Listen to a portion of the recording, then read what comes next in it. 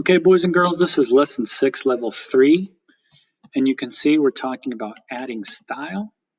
Okay, it says this web lab project is using a new language to add style to the page. The new language is called CSS. Okay, so it says with the partner, but we don't know how to do that. But notice this is very important on the left-hand side. You now have an index.html file, which is where all your code is, but you also have a style.css file. So let me enlarge this a little bit so you can see. So we're going back and forth between you recognize this, you recognize all this as a standard HTML file, right? But then you also have the style.css file where you have different code. Okay, now it says, if we scroll down, it just says it does not even do this section. So you're just exploring. It says, what changes is this new language making to the page? How is it different from HTML? And how are the files connected? Okay, so let's look.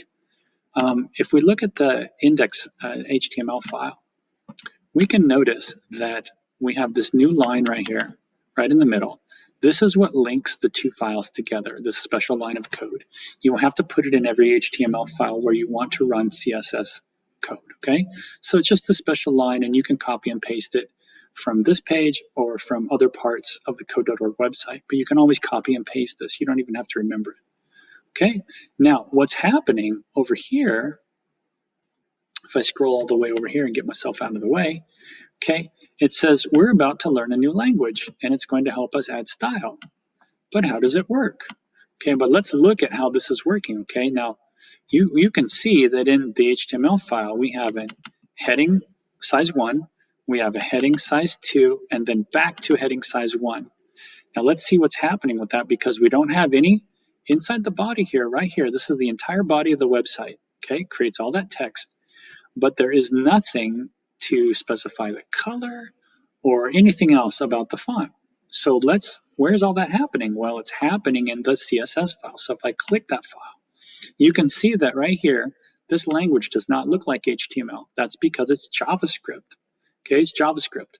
So you can see that the way to set it up, what is this? This is saying is that for every H1 tag in the HTML file, change the color to blue and text align in the center. So that's why you can see the top line and the bottom line, okay, where the box is around the top heading and the bottom heading, they're both in blue and they're both aligned in the center. You can see that, right? That's because this CSS text, this code right here, is telling it to do that. And then it says, for all things labeled with an H2 tag, text align to the right and color it red. And that's why you can see that the red text is aligned on the right-hand side of the screen and it's red.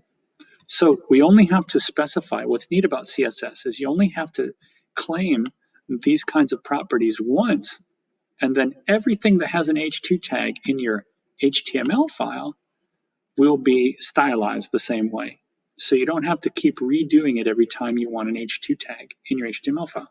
Pretty slick, right? Don't worry if that confused you a little bit. We're going to go on and you're going to learn all about this. But I would say there's not really anything to do here as far as a screenshot goes, so you can skip that. Okay, let's move on. I will see you in the next video, okay, for lesson 4 and 5.